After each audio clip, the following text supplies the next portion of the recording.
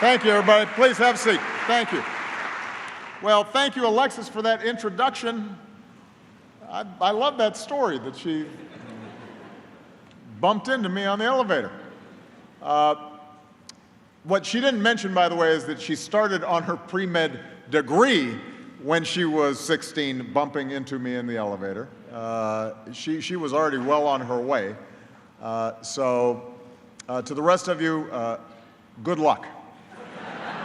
Hope you already have tenure, because Alexis is coming. I'm only going to speak briefly today because we have an amazing panel, and I want to learn from the people who are in attendance here today. But I want to start by recognizing Mayor Peduto of Pittsburgh, who has been an extraordinary innovator and city leader. And yes.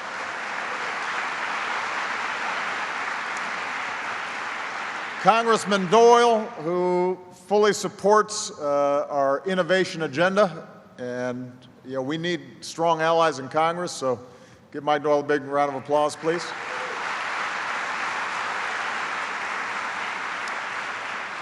We also have people from across our agencies. Transportation Secretary Anthony Fox,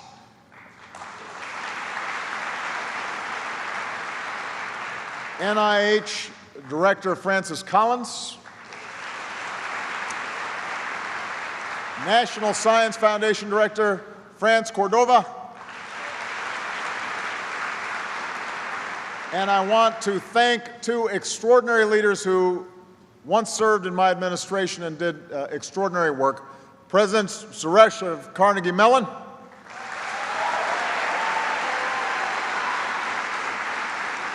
and Chancellor Gallagher of Pitt.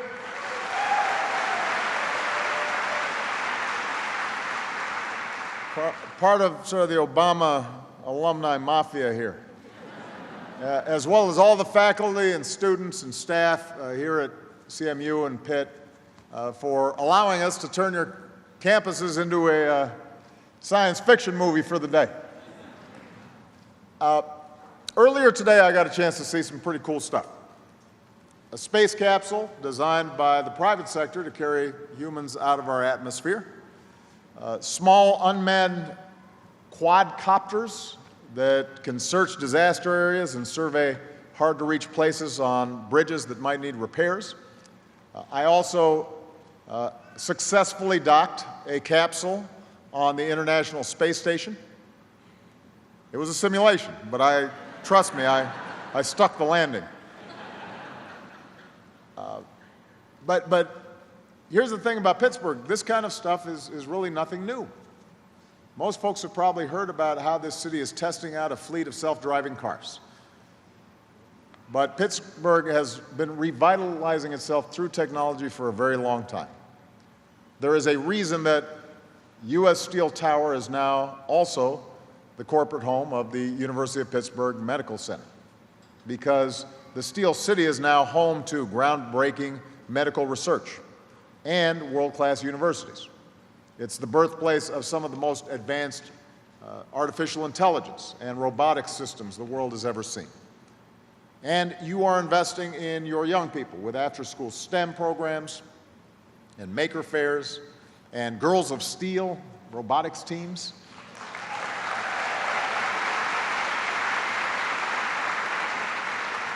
And that's how this city came back after an iconic industry fell on tougher times. Doubling down on science, doubling down on tech, doubling down on innovation, all of which can create amazing new jobs and opportunities. And stories like that are not just happening here in Pittsburgh or in Silicon Valley. They're happening in Chattanooga and in Charleston and in Cincinnati. Cities where we're seeing science and technology spur new jobs and new industries, new discoveries that are improving our lives and in many cases saving lives. And that's consistent with this nation, who we are. A nation born from an idea that became the world's laboratory. There aren't a lot of countries where one of your founding fathers has an idea to fly a kite in a thunderstorm and helps to fundamentally change how we think about electricity. A place where the women who solved the equations to take us into space, even though they weren't always acknowledged. A nation whose engineers brought us the internet. Innovation is in our DNA. Science has always been central to our progress, and it's playing a leading role in overcoming so many of our greatest challenges. That's as true today as it's ever been. Only with science can we make a shift to cleaner sources of energy and take steps to save the only planet we have. Only with science do we have the chance to cure cancer or Parkinson's or other diseases that steal our loved ones from us way too soon. Only through science will we have the capacity to re-engineer our cities as populations grow, to be smarter and more productive, to lead humanity farther out into the final frontiers of space, not just to visit, but to stay, and ensure that America keeps its competitive advantage as the world's most innovative economy. And I was doing some pictures before I came out here with some folks, and they said, "Thank you so much for what you've done for science." And I confessed, I'm a science geek. I'm a nerd. And I don't make any apologies for it. I don't make any apologies for it. It's cool stuff. And it is that thing that sets us apart. That ability to imagine and hypothesize and then test and figure stuff out and tinker and make things and make them better and then break them down and rework them. And that's why I get so riled up when I hear people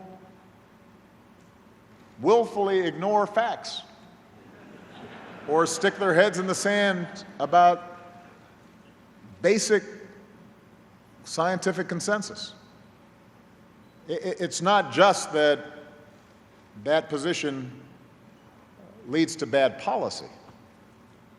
It's also that it undermines the very thing that has always made America the engine for innovation around the world.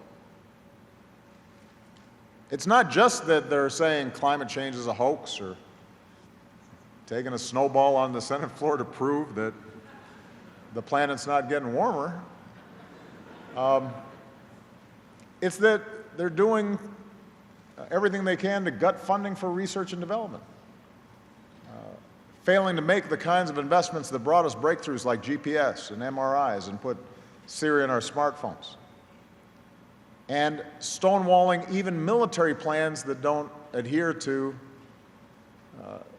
ideology. That's not who we are. We don't listen to science just when it fits our ideologies or when it produces the results that we want. That's the path to ruin.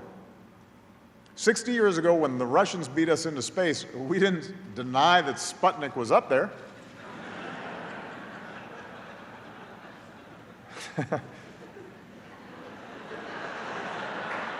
That wouldn't have worked. No. We acknowledged the facts, and then we built a space program almost overnight and then beat them to the moon. And then we kept on going, becoming the first country to take an up-close look at every planet in the solar system. That's who we are. That's where facts will get you. That's where science will get you. And that's why in my first inaugural address, I vowed to return science to its rightful place. And by the way, I want to make clear, this idea that facts and reason and science are somehow inimical to faith and feelings and human values and passions, I reject that. For us to use our brains doesn't mean that we lose our heart. It means that we can harness what's in our heart to actually get things done. And that's why in the first few months of my administration, we made the single largest investment in basic research in our history. Because innovation is not a luxury that we do away with when we're tightening our belts. It's precisely at those moments when we've got real challenges, when we double down on new solutions that can lead to new jobs and new industries and a stronger economy. So over these last 8 years, we've worked to recruit the best and brightest tech talent into the administration. We've partnered with academia and the private sector. We've empowered citizen scientists to take on some of our biggest challenges. We've reimagined our federal approach to science through incentive prizes and 21st century moonshots for cancer and brain research and solar energy. We've turbocharged the clean energy revolution. We've built the architecture to unleash the potential of precision medicine, dropped enough new broadband infrastructure to circle the globe 4 times, applied data and evidence to social policy to find out what works, scale up when it works, stop funding things that don't, thereby fostering a new era of social innovation. We've helped once dark factories start humming again, putting folks to work manufacturing wind turbine blades longer than the wingspan of a 747. And we realized that we can't look to the future if we're also not going to lift up the generation that's going to occupy that future. So we started the White House Science Fair to teach our kids, to send a message that the winner of the Super Bowl isn't the only one that deserves a celebration in the East Room. We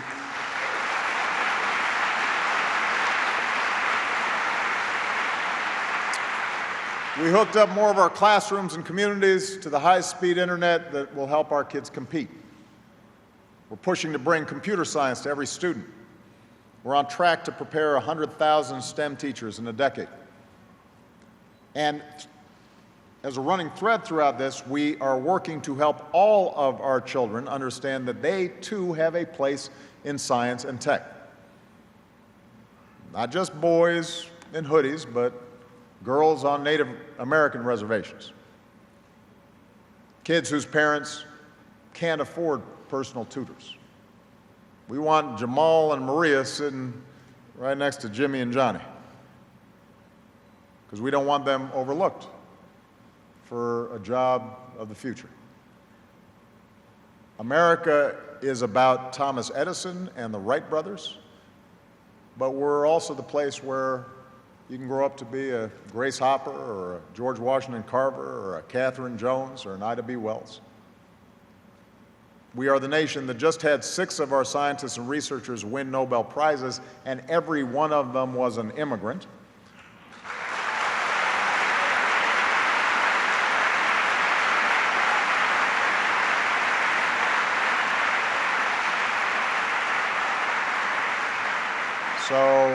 So part of science, part of reasons, part of facts is recognizing that to get to where we need to go, we need to lift everybody up because we're going to be a better team if we got the whole team.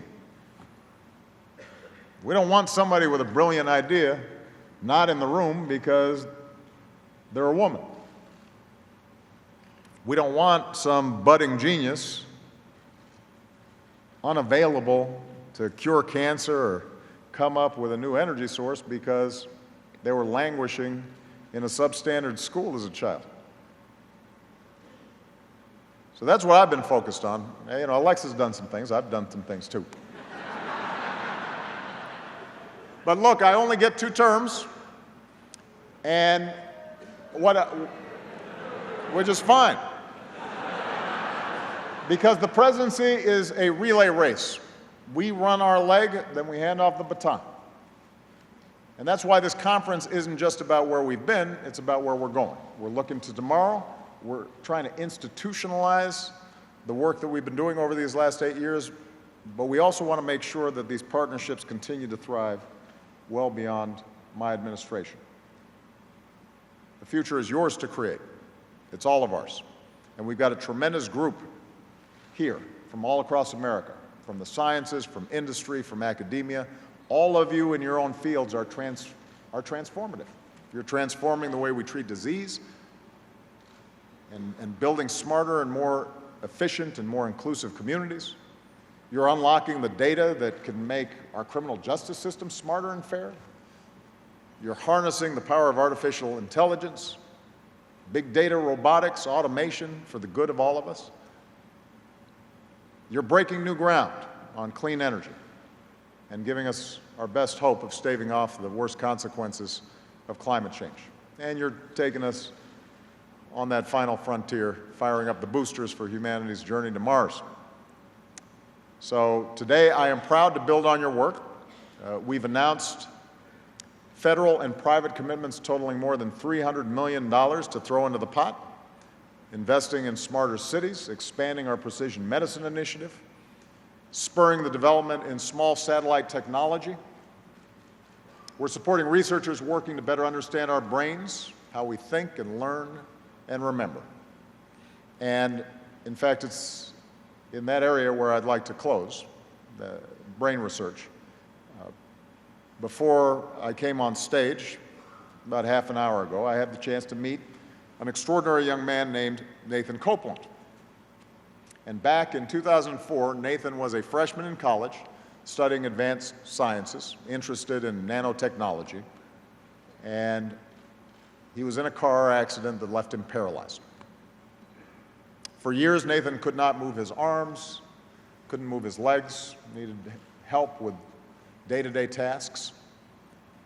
But one day he was contacted by a research team at Pitt, and they asked if he wanted to be involved in an experimental trial supported by DARPA, the same agency that gave us the internet and night vision goggles and so much more. And since he was a scientist himself, Nathan readily agreed. So they implanted 4 microelectrode arrays into his brain, each about the size of half a button. And those implants connect neurons in his brain with a robotic arm, so that today he can move that arm the same way you and I do, just by thinking about it. But that's just the beginning. Nathan is also the first person in human history who can feel with his prosthetic fingers. Think about this. He hasn't been able to use his arms or legs for over a decade, but now he can once again feel the touch of another person. So we shook hands. He had a strong grip, but he had kind of toned it down. And then we gave each other a fist bump. And researchers will tell you there's a long way to go. He still can't feel with his thumb or experience hot and cold, but he can feel pressure with precision. That's what science does. That's what American innovation can do. And imagine the breakthroughs that are around the corner. Imagine what's possible for Nathan if we keep on pushing the boundaries. And that's what this Frontiers Conference is all about. Pushing the bounds of what is possible. And that's why I've been so committed to science and innovation, not just so that we can restore someone's sense of touch, but so we can revitalize communities, revitalize economies, reignite our shared sense of possibility and optimism. Because here in America, with the right investments, with the unbelievable brilliance and ingenuity of young people like Alexis and Nathan, there is nothing we cannot do. So let's keep it going. Let's get to work. With that, I think it's time to start our panel. Thank you, everybody. Thank you. Please welcome the Presidential Panel on Brain Science and Medical Information.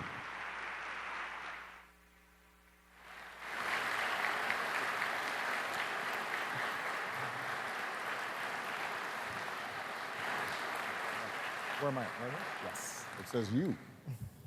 Okay. Well, they told me, Mr. President, to treat you like any other panel member. That's exactly right. I'm like, right, okay. We'll try it, right? Okay. So I'm Atul Gawande. I'm a surgeon. I'm a public health researcher. and a staff writer at The New Yorker. I'm the executive director of Ariadne Labs, a health systems innovation center at the Brigham and Women's Hospital and Harvard Chan School of Public Health. I'd like to welcome you. I'm the moderator today for this panel. To my left is a lawyer.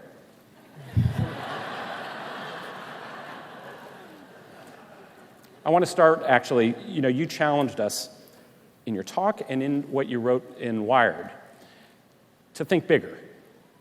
So I want to start with each of you, and I'm going to ask you what you think the big opportunity is. And so first is Kaf Jarasa, MD, PhD, extraordinary. He's a rare bird. He is a psychiatrist, he's a neuroscientist, and he's trained as an engineer as well.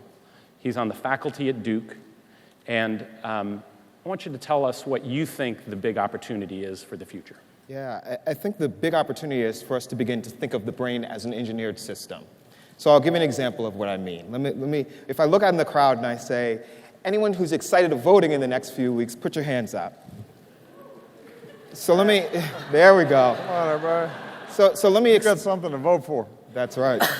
So let me talk about what happened in that. My mouth created pressure waves. The pressure waves traveled through the air and struck your eardrum, your tympanic membrane. That, through the kinocilium and the tympanic cells in your ear, was changed into chemical energy. The chemical energy travels down, changes into electrical energy, travels down your cochlear nucleus, into your superior alveolar nucleus, into your auditory thalamus, and into your cortex, where it's changed into pitch. For the majority of us on the left side of our brain, that's then changed into words. Those words then become representations. If you're young in the room, perhaps you release some dopamine into your nucleus accumbens, and you get excited about voting. If you're a little more seasoned, your hippocampus activates, and you remember the first time you voted.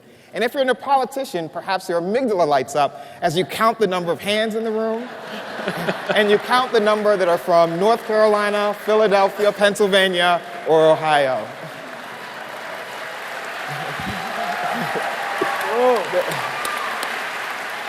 This information is then synthesized in your frontal cortex. It releases your motor cortex. Activity travels down your spinal cord, through your brachial plexus, and your hand goes up. And all of that happens within half a second.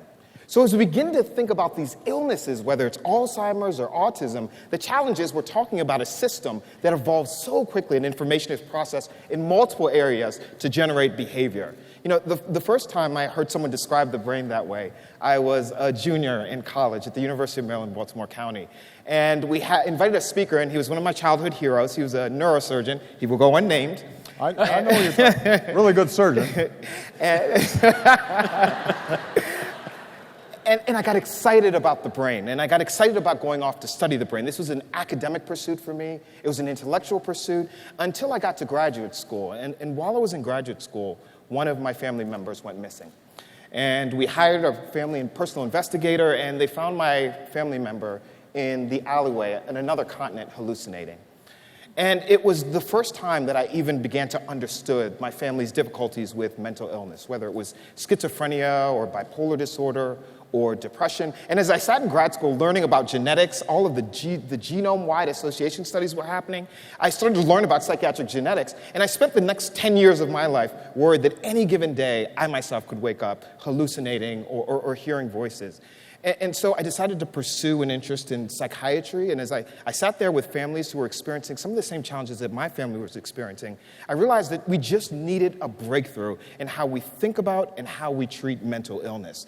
That big breakthrough, I think, for me, is going to come through this BRAIN initiative. It's the opportunity for engineers to engage in how we think about mental illness, to map out how the brain is processing information in real time, the activity of all of these cells. The promise is that one day we'll have a new form of treatment that comes out of reading information from the brain, generating neuroprosthetics in the same way that individuals are now moving their hands by thinking about it. Can we augment brain function in a way that allows those with mental illness to come out of the shadows and to continue to contribute to this great American system? So. That's great. Thank you for that.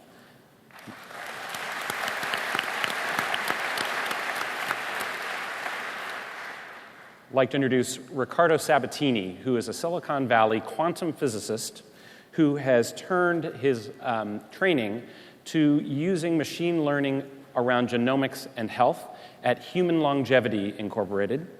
I want you to tell us what you think the big opportunity is. Yes. So I think one of the most exciting things that happened in the last 20 years is that we digitalized life. We opened up biology to computation. And that happened in the middle of my studies. I'm a quantum physicist. I was working on nanotech for the longest time. And I realized all of a sudden that I could move my expertise, my numerical modeling, on life, on biology, on genomics. In year 2000, as a human species, we started to read our own code. This is a Cambrian moment in science. And you, Mr. President, give a Medal of Science to the very two people that helped, Francis Collins and Craig Venter. This allowed to take completely different techniques to study how our biology works. It's the hardest problem that we will ever face and that we ever encountered. But we are learning. We are taking AI, we are taking machine learning, quantum mechanics, and we are virtualizing parts of our biology to understand how a specific molecule, a drug, works on just your body, how another molecule can hit your specific cancer, extracting the genome of your cancer. We are learning how to read the weak signals, very, very early stage, to understand if we can predict some pathology that is growing and intervene fast. And this is a fascinating field because it's the very field where numerical computation is saving life every day. Is the moment where we can predict and act at the same time. And this, when I saw this opportunity, I think is really, the last century was about the atom, the next century is going to be about biology. Digitalizing allow me to work in this field. And what I'm excited about is keeping on, virtualizing the human being better and better, understanding better and better, and taking this knowledge, opening up for all the community and all over the world. Scaling down the prices, as we did with the genome sequencing, allowing more knowledge and taking on board linguistics, physicians, physicists, mathematicians. This is the most important problem we have as a species, and we're going to crack it. Great. Fantastic. Thank you. I'd like to introduce Zoe Keating, who is not a scientist. Zoe is, first of all, an amazing San Francisco cellist and composer. She's someone who's had #1 classical recordings.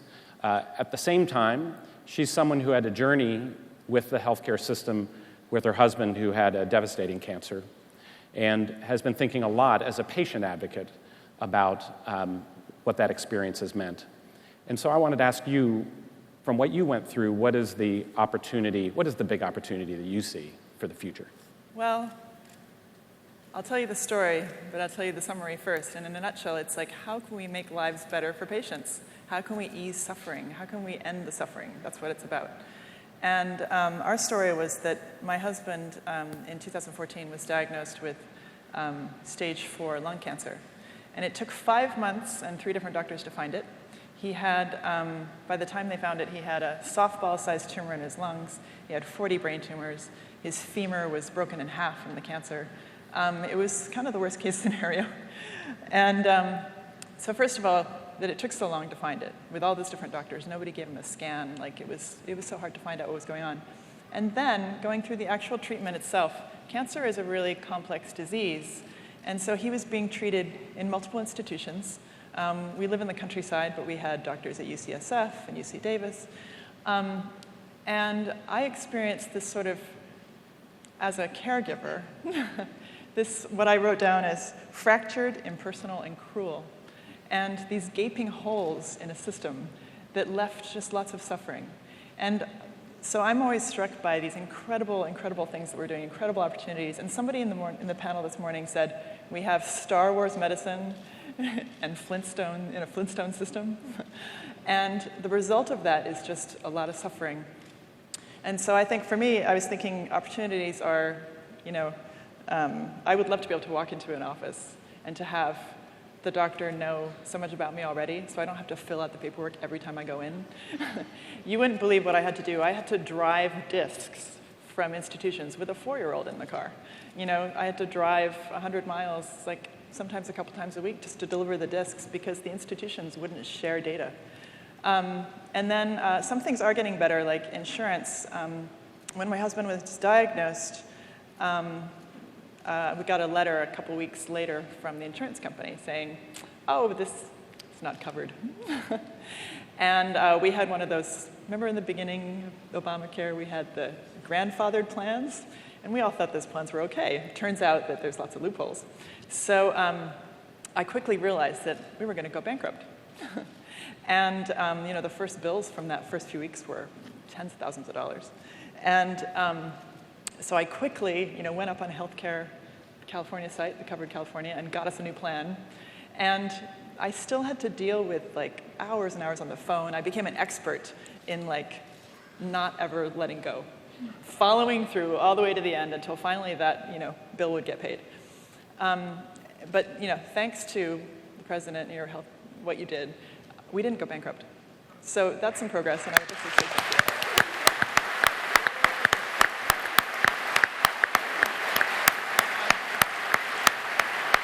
But if I could just say something else about patience, is that during our journey, we never had the sense that there was one person keeping track of all the data. That if there was data, and I tried really hard to digitize all my husbands and get it to where it needed to go, where do I put it? Who do I give it to? Who do I trust? And in this future scenario, I can imagine where I would go into the doctor's office and they would know everything about me. And I would imagine there would be some AI that had done some analysis on my data to pop some things up for the doctor. But still, there's a human.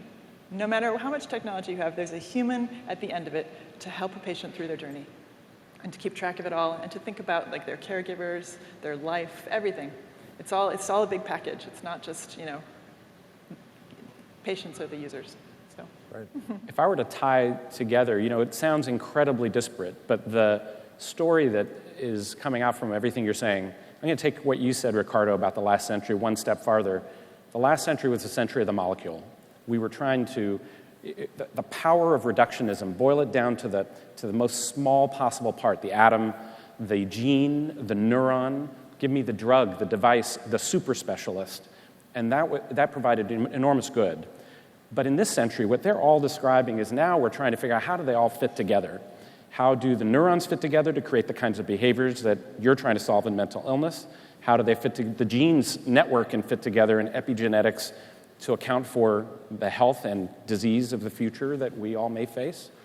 And Zoe's describing a superhighway of information and science that is plugging into the patient through a bike path called the doctor's office, and trying to make a system that can actually bring it all together really is a completely different kind of science from the last century. It's surrounding these problems with people come from incredibly different perspectives. Now, Kaf, you're all of them in one. We normally might bring a psychiatrist and an engineer and a neuroscientist together, and but it really isn't the age of the hero scientist anymore. And so I want to ask you, what do we have to reinvent about the way we do science to make all of this possible genuinely scientifically with real innovation? Well, first of all, I want to thank the panelists, especially Zoe's, because of the story you're telling. Although, Kaf, it sounds like you were also inspired in part because of very personal experiences. At the end of the day, there are people who count, and who we want to enhance their lives. And so being able to bring it down from 40,000 feet down to what you're experiencing while you're waiting on the phone to help somebody you love so deeply, I think is a good reminder of why we do this. As you say, Atul, what we've been calling this precision medicine initiative is really how do we stitch together systems that can maximize the potential of the research that a Kaf or a Ricardo are doing and end up with Zoe's husband getting better treatment. And a couple of things that we've tried to do that I think are helping. Number one is to make sure that the data that is being generated by genomic sequencing as its price comes down is better integrated and better shared. which is going to require us rethinking research models. In the past, what's happened is that if a researcher wants to look into cancer, they get some samples from an arrangement, maybe with a teaching university close by, and they're plugging away somewhat in isolation. And what we now have is the opportunity to, as we discover particularly that what we used to think of as one cancer might turn out to be 20 different types of cancer. We're now in a position where we can actually generate a huge database. And as a consequence, not only identify some of the specific features of that cancer, not only identify what kinds of genetic variants might make you more predisposed to that cancer, but we're also breaking down those silos in such a way where we can accelerate research. Not everybody has to have one small sample. Now, potentially, we've got 1 million people who are contributing to a database that somebody like a CAF or a Ricardo can work off of. And what that allows us to do in developing cures is, over time, as Ricardo said, to identify, first of all, do you have a predisposition towards a particular disease, and can we intervene more quickly before you develop it? Second, can we develop better cures, interventions, as CAF said? But third, are we also in a position to get this information to patients sooner, to empower them so that they can be in charge of their own health? Because part of our goal here is to shift from what is really a disease care system to an actual healthcare system. So that's one big chunk of the initiative. And just to be more specific, part of what we're doing with the Precision Medicine Initiative is to get a bunch of collaborators to start digitalizing, pooling, and sharing their data.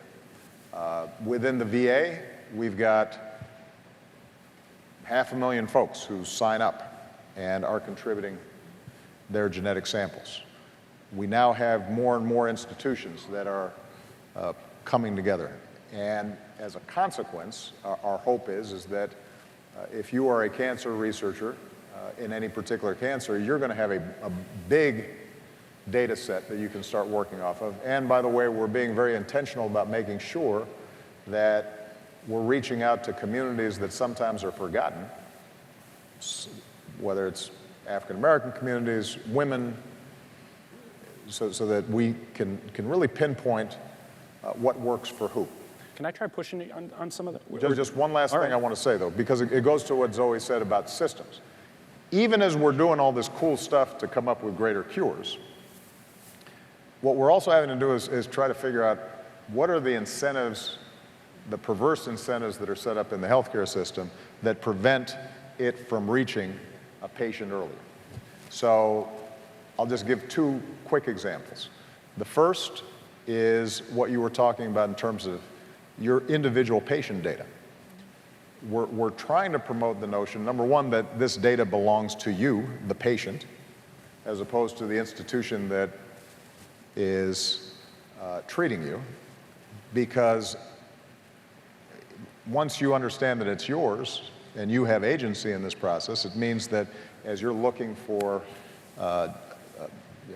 different treatment options, as you're consulting with different doctors, you're able to be a more effective advocate without having to constantly fill out paperwork and so forth. So that's important. And one of the things that we've discovered is that even the software where your individual patient data is stored, because it's a commercial enterprise oftentimes, it's not interoperable. It's not shareable in an easy form. And so we've actually been trying to get some of the major providers to start working together so that it makes it easier for somebody like Zoe if she's moving from system to system.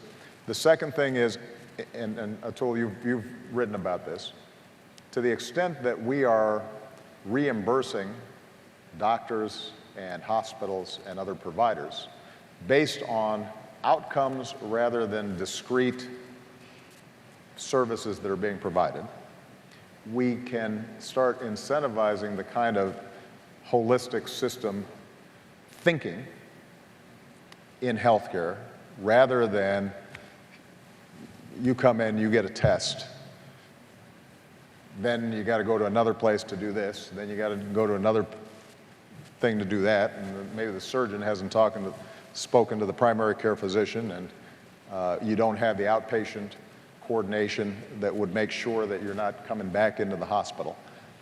And one of the things that we've been trying to do with the Affordable Care Act, Obamacare, that hasn't gotten as much attention as just providing people insurance, is to make sure that we're nudging the system more and more to do that. So that was a long answer, but it's a big topic. The good news is that I think we've identified the pathways where we can start making real progress. I want to live in your world. I want to live in the world where I'm only going to be here for 4 more months, so 3.5.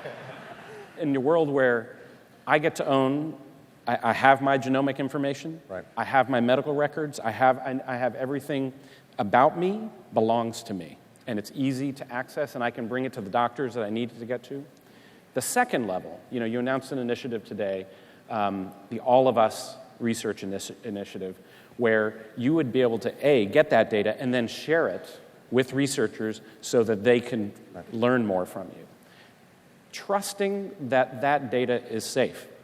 I'd worked in the Clinton administration, and I got notified that my background records, my clearance records, were hacked, right? If you can hack all of my background records now, suppose you can hack my genetic information, all of my electronic records, my mental health information, and more. And being able to trust, so we're in this world where having system science only works if it's transparent and information is widely available, and yet we're in deep fear about what happens with information and make it widely available. I'd love to hear what you have to think about that, and I'm going to jump to Ricardo and think, in a variety of worlds that you've been in, how do we trust that this research is in the right hands? Well, I'll be very quick on this. This is going to be an ongoing problem that we have across disciplines. It's not just in healthcare. As Ricardo said, our lives become digitalized. It means that how we provide security for that information, whether it's financial, health, you name it, is going to be challenging. Now, the good news is that we are making real progress in understanding the architecture that we have to build across sectors, private and public, in order to make this work. In fact, our outstanding president of Pitt has been working with our cyber security committee to really crack some of these problems, and we've put some guidelines for the private sector and providers to assure best practices on cybersecurity. But it is going to be something that will be increasingly challenging. Here's the only thing I would say, though. The opportunities to hack your information will be just as great or greater in a poorly integrated, broken down healthcare system as it will be in a highly integrated, effective healthcare system. So I think it's important for us not to overstate the dangers of, the very real dangers of cybersecurity and ensuring the privacy of our health records. We don't want to so overstate it that ends up becoming a significant impediment to us making the system work better. Are there technological solutions, Ricardo, to this problem of privacy? Yeah, so one of the questions we started about a year ago was exactly, can we identify someone from his own genome? So we started to build a class of algorithm to predict and extract information from your genes. Some common traits, your height, your eye color, your skin color, the structure of your face. Every single model has its own limitations, sometimes for the lack of data, sometimes because the data is not only in your genes. But what we learn is that using them collectively, we can go a long way to re-identify a person from his genome. So this is something that we have to face, is a digital asset that has one of the most complicated ways to be handled. If we want to publish it, we want to share it, but it's still something, there is something concerned about identity and security. We worked across the border to find different solutions that, let's say, all the ecosystem will have to work to find what is the right way. We are proposing, and we started to work on a platform called OpenSearch. It's a way where we decided to share the thousands of genomes in a very secure way with the community a month ago. We launched it. It's called OpenSearch, search.hli.io. You get inside there, and you can have this Google feeling of shuffling thousands and thousands of genomes, millions of records, and hundreds of databases in a very secure way. Now, this is one of the efforts to try to match security and open access and sharing of information. The one thing I guess we still have to learn is both how every single person feels threatened or not. So we always talk about sharing our own information, but do we own our own information? How many of you have your genome sequenced? How many of us have sequenced their genome? Can you raise your hands, for example? How many of you have your genome sequenced? It's a very fraction, typically it's 2-3% of the audiences when I speak. So we need to remove fear and allow people to engage more on their own health and on their own data. There are technologies to keep them safe and to keep them secure. The one thing that is very important is overcoming this barrier of knowing yourself, which I think is the hardest hurdle to scale up the databases. Security, there are the best people working on it across the border, both in the scientific domain and governmental domain. But this should not be a limitation to access your own information and feel comfortable to own your own information and feel comfortable to share it with governmental infrastructure and with companies that are implementing security right. At the center of this, I think, is a question about optimism and pessimism about whether we can solve these problems. And I think I would like to ask a question of all of you about our values, the scientific values of a scientific orientation. And behind that orientation is a fundamental belief. We have an allegiance to the idea that the way you discover, the way you explain nature, the way you describe the world, the way you intervene in the world, is through factual observation and through testing. And there's a certain sense of, it's an orientation, it's a way of being that we're describing. It's an openness, it's an inquisitiveness, it's curiosity, it's a willingness to acknowledge good arguments and recognize, ones that are bad and that haven't tested out. And that orientation feels like, at times, on the one hand, it's been the most powerful collective enterprise in human history, the scientific community. And at other times, it feels embattled. And I wonder why does it seem under fire when we're, you mentioned, President Obama, that in certain areas like climate change or around nutrition or around other parts of medical care, we have enormously fraught debates. And it feels at this moment almost like we're not just debating what it means to be a scientist, but what it means to be a citizen. What do you take away, Kof and Zoe, about where we are and why are we under fire and how do we get past this? I think in a lot of ways, science, the outcome changes perspective, right? So when science is useful, we don't have people arguing about whether polio vaccines are great or not, right? And so I think there are a lot of areas in medicine where we face this challenge. I actually think debate is very healthy for science, right? I think contentious debate can actually be very helpful for science. In the same way, our country was set up in a way that healthy, constructive debate can be extremely useful.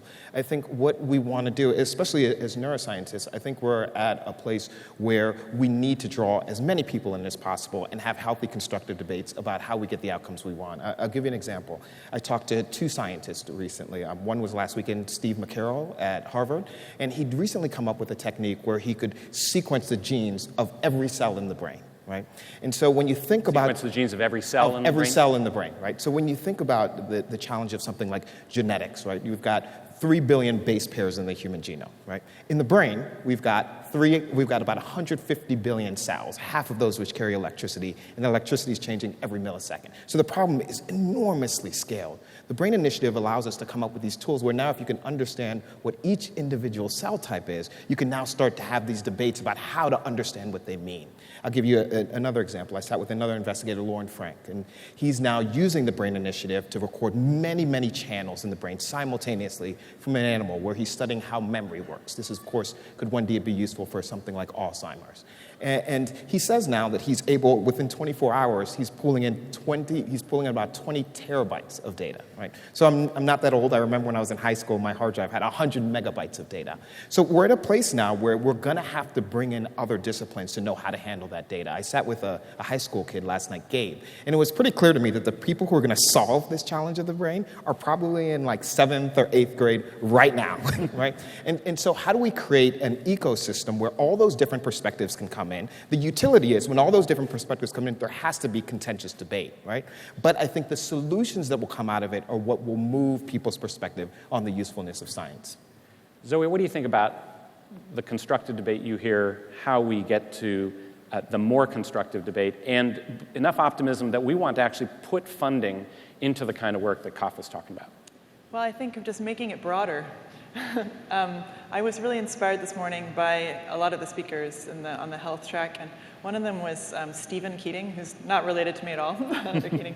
And I was really struck how he was a PhD student and he was doing 3D printing. And he wanted to study his brain tumor, because he had a brain tumor. But in order to study his tumor, he had to become a medical student in order to get some of the tumor so he could study it. And that seemed really like, wow, that's limiting. Think of like all these amazing people we have in our country who are doing things, and increasingly people are doing things outside of institutions. And I feel like that's where solutions are going to come from. Like, I think that we should also look at Silicon Valley. I was thinking about patients and how the whole patient issue I was having is kind of like a user experience problem that somebody might tackle, at a software startup. And maybe we should approach these things from different perspectives that way. And I think that's part of this trust. You were talking about trust in data. That somehow expanding, bringing in voices, figuring out how people can contribute data, how we can all just be more involved, will be a way towards making trust. The same thing is true with government. So. Oh, absolutely. Well, I'll just pick up on a couple of themes.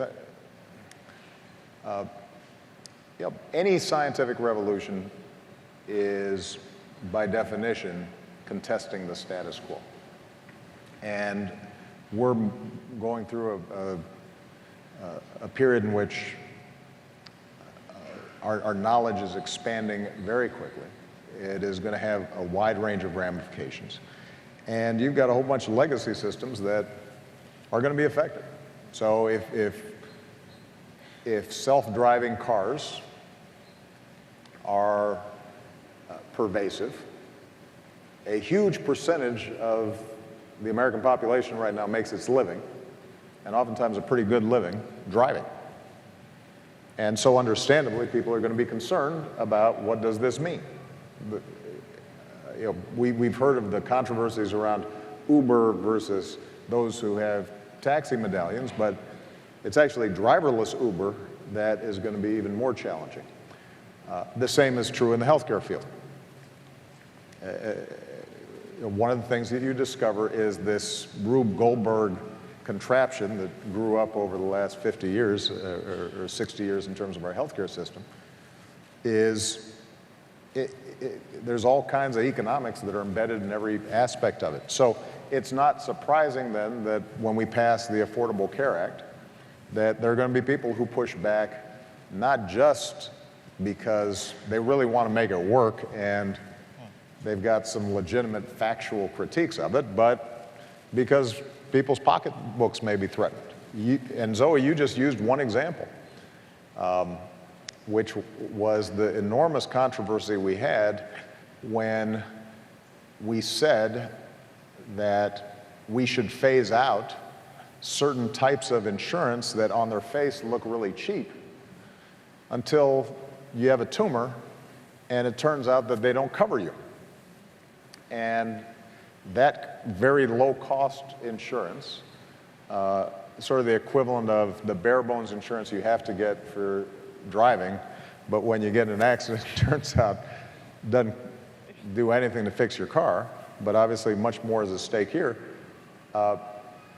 We still have debates today where people will say, people's aren't having the choices that they used to have. Well, the choices in some cases that they used to have were choices to get insurance that weren't going to cover them during a catastrophe. So I think the way I would like to see us operate, and we're not there at the moment, and it'll never be perfect, is yes, significant debate, contentious debate, but where we are still operating on the same basic platform, basic rules about how do we determine what's true and what's not. And one of the ironies, I think, of the internet has been the degree to which it's bringing us unprecedented knowledge, but everything on the internet looks like it might be true. And so in this political season, we've seen you just say stuff, and so everything suddenly becomes contested. That I do not think is good for our democracy, and it's certainly not good for science or progress or government or fixing systems. We've got to be able to agree on certain baseline facts. If you want to argue with me about how to deal with climate change, that's a legitimate argument. Some people might argue it's unrealistic to think that we're going to be able to fix this, so we should just start adapting to the oceans being 6 feet higher. You might want to suggest to me that it's got to be a market-based solution, and it's all going to come through innovation. Regulation's not going to help. We need a huge... I'm happy to have those arguments, but what you can't do is argue with me that we've had, over the last 10, 15 years, each year is the hottest year ever, or that the glaciers are melting and Greenland's melting. You can't argue with me about that because I can see it, and we're recording it. And in the same way around health, I think any good scientist or doctor would not presume to suggest that the sum total of our knowledge is all contained in our current medical schools. And there may be holistic medicines or alternative medicines that are remarkable, but we also should be able to test them. And you can't just assert that this works and more conventional therapies don't work. And not be subject to that kind of testing regimen. So that's where I think we have to move our conversation generally if we're going to have the kind of debate that Koff talked about. So how do we move our conversation in that way, right? There was a time in when scientists were arguing about climate change, right, reasonably so. So how do we set up frameworks where we say, this is our time period where we're going to collect facts, and at the end of the day, we will accept the consensus of fact, right? How do we do that in our current political enterprise?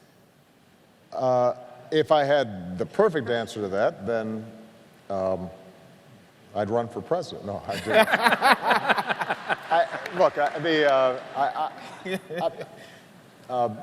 This takes us a little bit far afield, but I do think that it's relevant to the scientific community. It's relevant to our democracy, citizenship.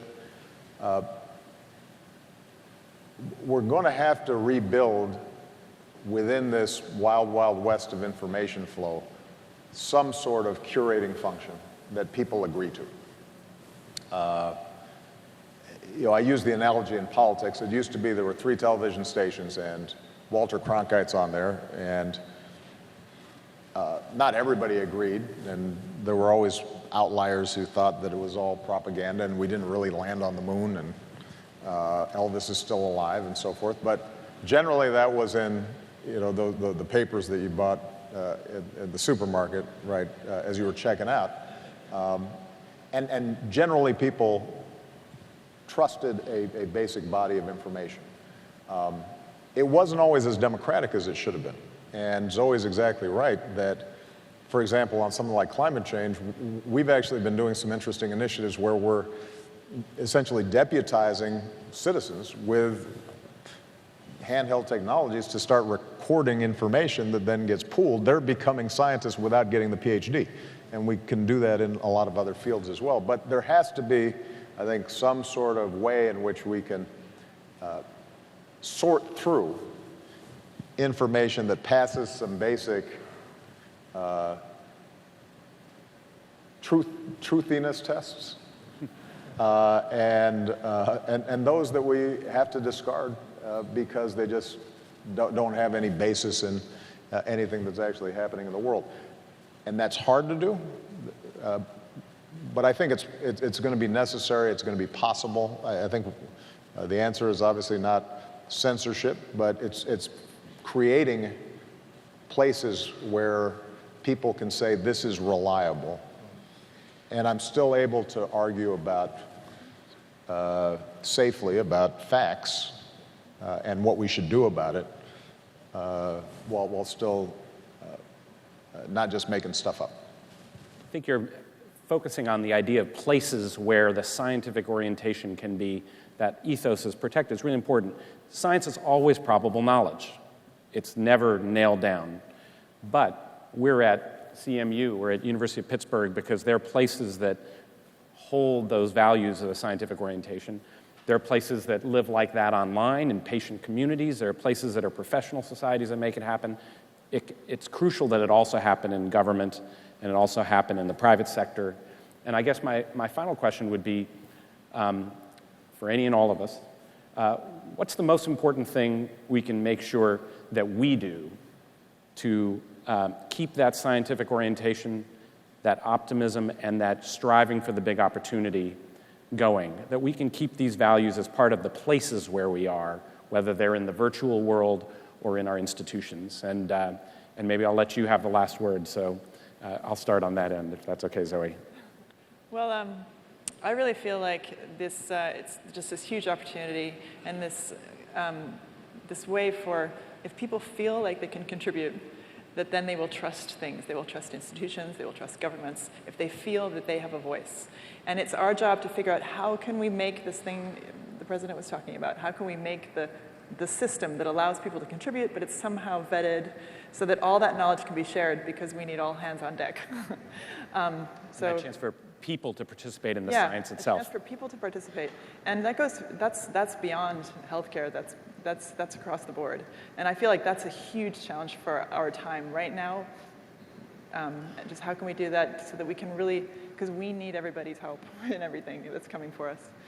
Ricardo. Yeah, the one thing that, I mean, the fight is a little bit unfair because magic has always answers. The bogus things that you find around, there's always strong answers. There is the cure of cancer, but it's closed in a closet somewhere. Well, science cannot state those strong answers because it's a constantly evolving field and it wouldn't be fair. But we have a cool story that sometimes we don't say enough. When we describe how the brain works, when we describe the majesty of what it means watching inside your genes and how the proteins fold and the molecules, and when I explain these stories and I make them human, and I explain cases, stories of patients and people that access their health and they really got incredible advancements on it. When we nail the story right, then we engage the young people, the vast majority of the population. We tend to fight these bogus messages, but on one side it means we're failing. We're failing to tell the amazing advancements that we are doing in the right stories, beating fake stories with great realities. And this is a challenge that we have to do. And I'm engaging as much as possible, explaining the excitement that there is in the time in history when we have access to things that we were never even dreaming 15 years ago. This is the story that we have to tell outside these doors. You are some of the smartest people in this country. You have to be advocate of how amazing things we're doing without giving strong solutions and fake results, but telling that there are the best people chasing this dream, and we're going to crack it. It's our duty making people feel confident that this is the right story to follow. Yeah, I'm honored that you chose to sit on this panel because I think health is the real truth teller and the real equalizer. When you think about this country, by 2050, we'll be spending about $1 trillion a year on Alzheimer's. If, Lord willing, we get over 85, half of us will have Alzheimer's. 1 out of every 48 boys in this country are born with autism now. And so it's the real truth teller, right? It is the real common enemy that all of us as Americans, as scientists, as educators have, right? And the reason I'm optimistic is because I fundamentally believe there is a 7-year-old sitting in a classroom somewhere that will take all of these investments and all of this work that we've made and transform things for my family, right? The challenge for me is that I would love to see an America in which, whether that 7-year-old kid is sitting in a school in Detroit or Baltimore or Gentry High School in the Mississippi Delta, that they will also have the opportunity for their ideas to bubble up and be nurtured. Because at the end of the day, that the solution to that common enemy that we all face might be sitting in that classroom right now.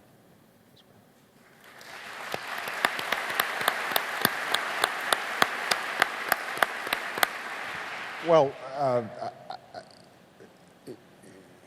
going to steal some ideas from what my other panelists have already said. First of all, Zoe's point about opening up systems so that people understand them and don't just feel like cogs in that system, but rather have agency in that system, I think is critically important. So what we've been trying to do across the board, and we're not even close to being there yet, is to use technology as a way to do exactly what you're talking about. Whether it's releasing big data, and the easiest example I think for the general public to think about is all the apps that now give us the weather over our phones, and those are all generated from inside government, but what used to be closed data, now we let out there. Well, it turns out that we got huge data sets on all kinds of stuff.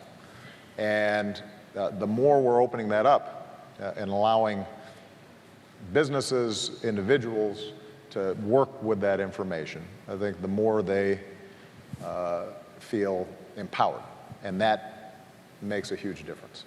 The second thing that I want to emphasize is the most important curator to be able to sort through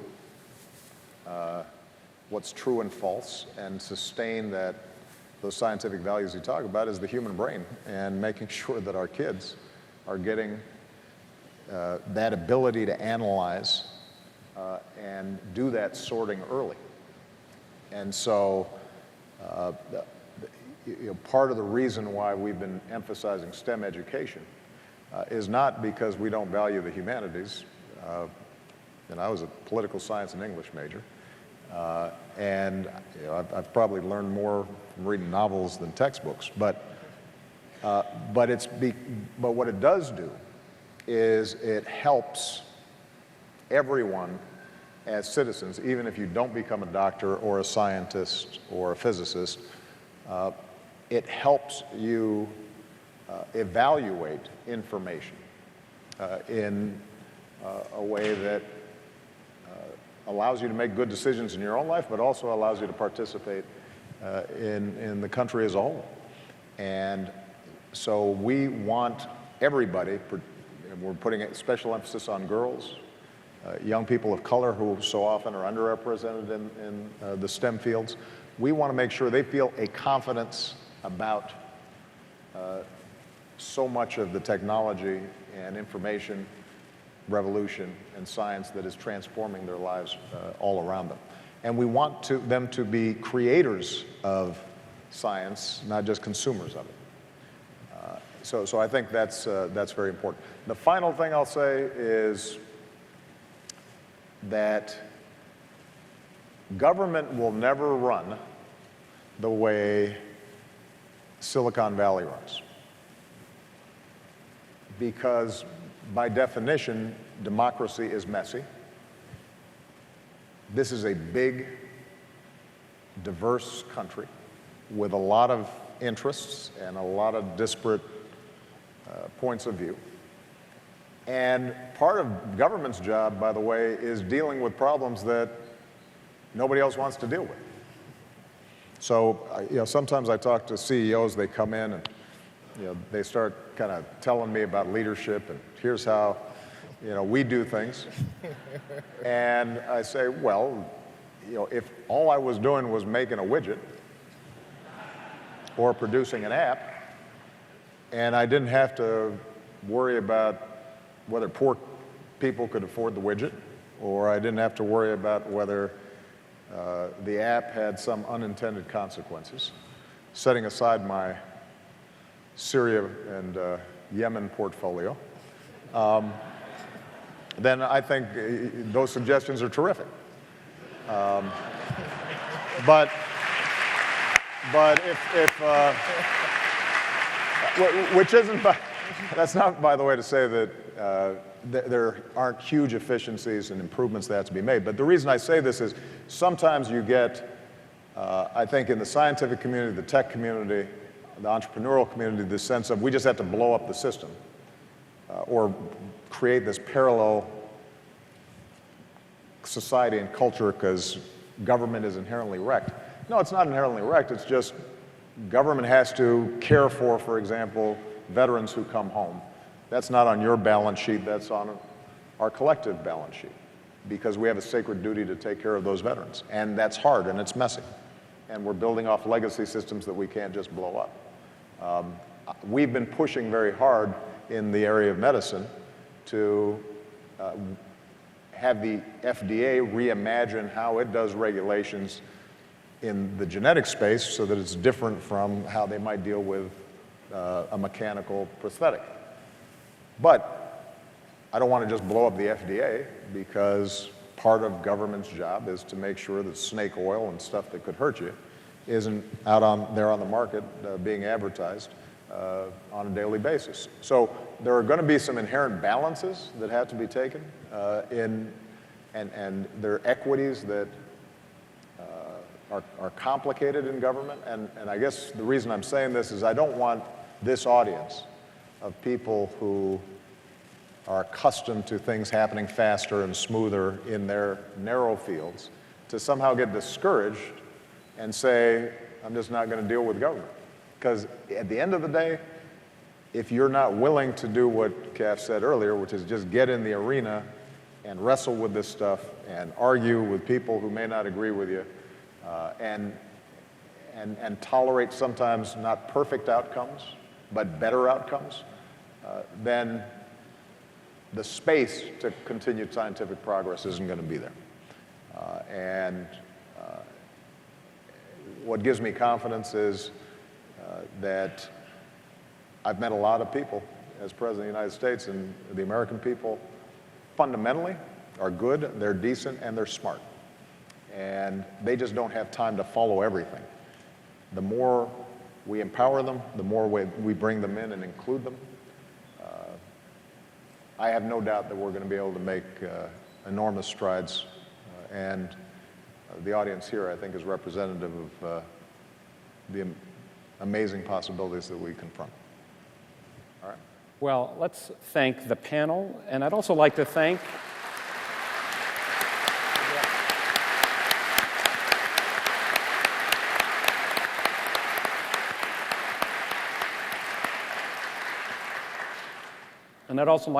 the President for having the Frontiers Conference. I think you've set an expectation which can apply to any president in the future of any party, that you can be a president for science and health, and that we can live up to those values. So thank you.